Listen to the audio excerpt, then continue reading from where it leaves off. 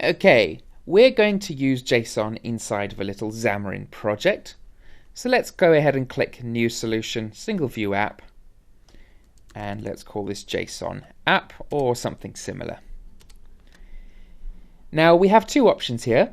We can either rebuild the wheel or reinvent the wheel, but let's not do that. We don't want to try and parse our JSON from scratch.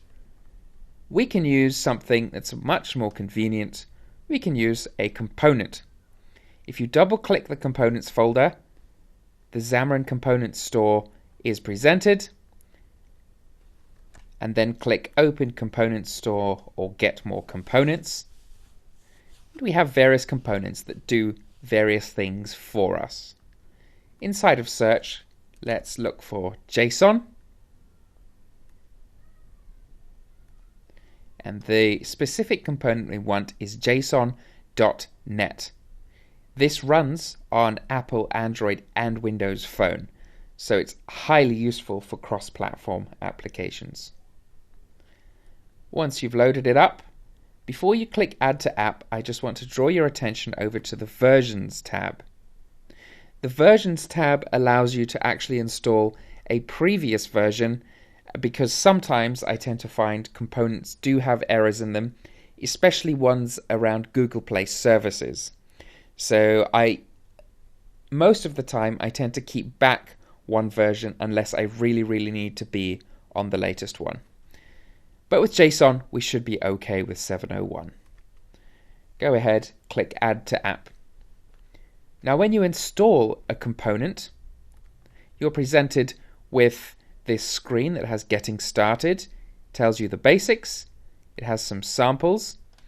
This particular one appears not to have any samples, but most components do tend to have them. You have some assemblies and packages, but we'll just ignore all of that for now and let this finish downloading. You'll notice just above Getting Started, it's got a downloading ticker. Now that that's done, if I click Samples, we actually now have an Android and iOS Classic sample. But we're going to ignore those samples and just close that tab. You'll notice under Components, we have our json.net. If I expand on Packages, I also have newtonsoft.json. If I right-click my packages, or rather double-click it, we're taken to the official NuGet gallery. So we can also install json.net from the NuGet gallery.